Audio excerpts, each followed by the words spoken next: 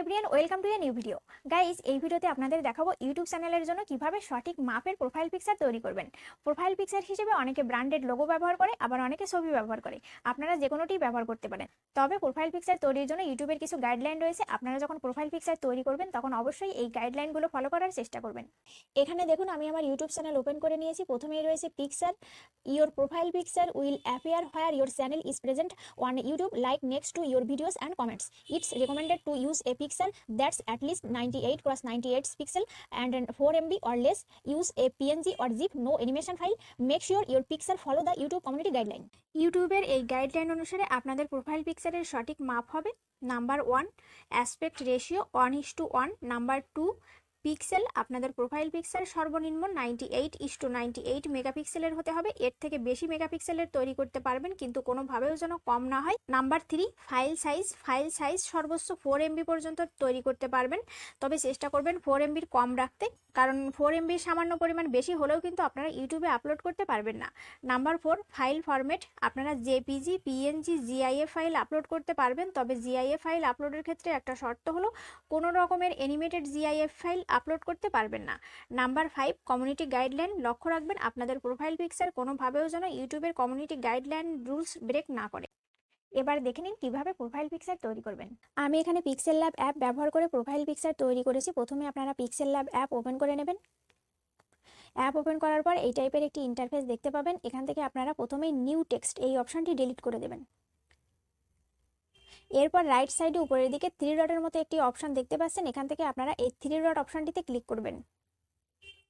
3 dot অপশনটিতে click করার পর আরও অনেকগুলো অপশন দেখতে পাবেন। এখান থেকে আপনারা ইমেজ সাইজ অপশনটিতে ক্লিক করবেন।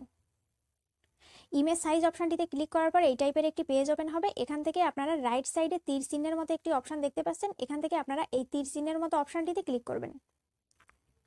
তীর চিহ্নের মতো অপশনটিতে ক্লিক করার পর আরও অনেকগুলো অপশন দেখতে পাবেন। এখান থেকে আপনারা প্রোফাইল পিকচার এ স্কোয়ার এই অপশনটিতে ক্লিক করবেন। এখানে দেখুন প্রথমেই রয়েছে অ্যাসপেক্ট রেশিও 1:1, অর্থাৎ আমাদের প্রথম শর্ত পূরণ হয়েছে। নাম্বার 2 ছিল পিক্সেল ওয়েড অ্যান্ড হাইট 98:98 থাকতে হবে, কিন্তু এখানে আমাদের অনেক বেশি রয়েছে, সুতরাং আমাদের 2 নাম্বার শর্ত পূরণ হয়েছে। লক্ষ্য রাখবেন ওয়েড অ্যান্ড হাইট 98:98 থেকে যেন কম না হয়, বেশি থাকলে কোনো সমস্যা নেই। এরপর নিচের দিকে একটা অপশন দেখতে পাচ্ছেন ওকে। এখান থেকে আপনারা এই ওকে অপশানে ক্লিক করবেন। ওকে অপশানে ক্লিক করার পর এই টাইপের একটি পেজ ওপেন হবে। এখান থেকে আপনারা লেফট সাইডে প্লাস আইকনের উপর ক্লিক করবেন।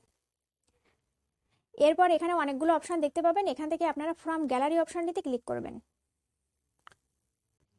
ফ্রম গ্যালারি অপশনে ক্লিক করার সাথে সাথে আপনাদের ডিভাইসের গ্যালারি ওপেন হয়ে যাবে। এখান থেকে আপনারা আপনাদের পছন্দ মতো ইমেজ সিলেক্ট করে নেবেন। এরপর এখান থেকে যদি ইমেজ ক্রপ করার প্রয়োজন হয় তাহলে আপনারা ক্রপ করে নেবেন। এরপর নিচের দিকে দেখতে পাচ্ছেন টিক চিহ্নের মতো একটি অপশন। এখান থেকে আপনারা এই টিক চিহ্নের মতো অপশনটিতে ক্লিক করবেন। টিক চিহ্নের মতো অপশনটিতে ক্লিক করার সাথে সাথে ইমেজ আপনাদের টাইম লাইনে চলে আসবে। এখান থেকে আপনারা ফ্রেম অনুসারে ইমেজটাকে সেট করে দেবেন।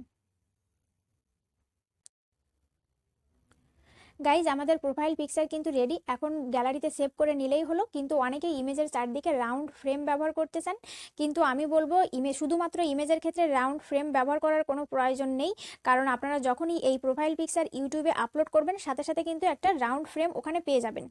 এরপর উপরের দিকে বক্সের মতো সেভ অপশন দেখতে পাচ্ছেন। এখান থেকে আপনারা এই সেভ অপশানে ক্লিক করবেন। সেভ অপশানে ক্লিক করার সাথে সাথে দুটো অপশন দেখতে পাবেন। এখান থেকে আপনারা সেভ অ্যাজ ইমেজ এই অপশনটিতে ক্লিক করবেন। সেভ অ্যাজ ইমেজ অপশানে ক্লিক করার সাথে সাথে এই টাইপের একটি পেজ ওপেন হবে। এখানে দেখুন ইমেজ ফরম্যাট জেপিজি রয়েছে। ইমেজের ক্ষেত্রে জেপিজি বেস্ট, কিন্তু আপনারা চাইলে পিএনজি ফাইলও তৈরি করে নিতে পারবেন। পিএনজি ফাইল তৈরি করার জন্য লেফট সাইডে তীর চিহ্নের মতো একটি অপশন দেখতে পাচ্ছেন। এখান থেকে আপনারা এই তীর চিহ্নের মতো অপশনটিতে ক্লিক করবেন। তীর চিহ্নের মতো অপশনটিতে ক্লিক করার সাথে সাথে আপনারা এখানে দুটো অপশন দেখতে পারবেন, জেপিজি এবং পিএনজি। এখান থেকে আপনারা পিএনজি সিলেক্ট করে নেবেন। এরপর নিচের দিকে দেখতে পাচ্ছেন কোয়ালিটি। এখানে আপনারা আপনাদের পছন্দ মতো কোয়ালিটি চয়েস করে নেবেন। কোয়ালিটি চয়েস করার জন্য লেফট সাইডে তীর চিহ্নের মতো অপশনটিতে ক্লিক করবেন। এখানে দেখুন অনেকগুলো অপশন রয়েছে, আপনারা আপনাদের প্রয়োজন মতো কোয়ালিটি সিলেক্ট করে নেবেন। আমি এখানে কাস্টমই রাখবো। এরপর নিচের দিকে একটা অপশন দেখতে পাচ্ছেন সেভ টু গ্যালারি। এখান থেকে আপনারা এই সেভ টু গ্যালারি অপশনটিতে ক্লিক করবেন। সেভ টু গ্যালারি অপশানে ক্লিক করার সাথে সাথে এই ইমেজ কিন্তু আপনাদের গ্যালারিতে সেভ হয়ে যাবে। আমি এখানে গ্যালারি থেকে সেভ করা ইমেজ ওপেন করে নিয়েছি। এরপর আপনারা ইমেজের ডিটেলসটা একবার বের করে নেবেন। এখানে দেখুন ফাইল সাইজ 507 কেবি, যেটা 4 এমবি থেকে অনেক কম, সুতরাং আমাদের 3 নাম্বার শর্ত পূরণ হয়েছে। আমি এখানে ইউটিউব চ্যানেল ওপেন করে নিয়েছি, এখন আপনাদের প্রোফাইল পিকচার আপলোড করে দেখাবো।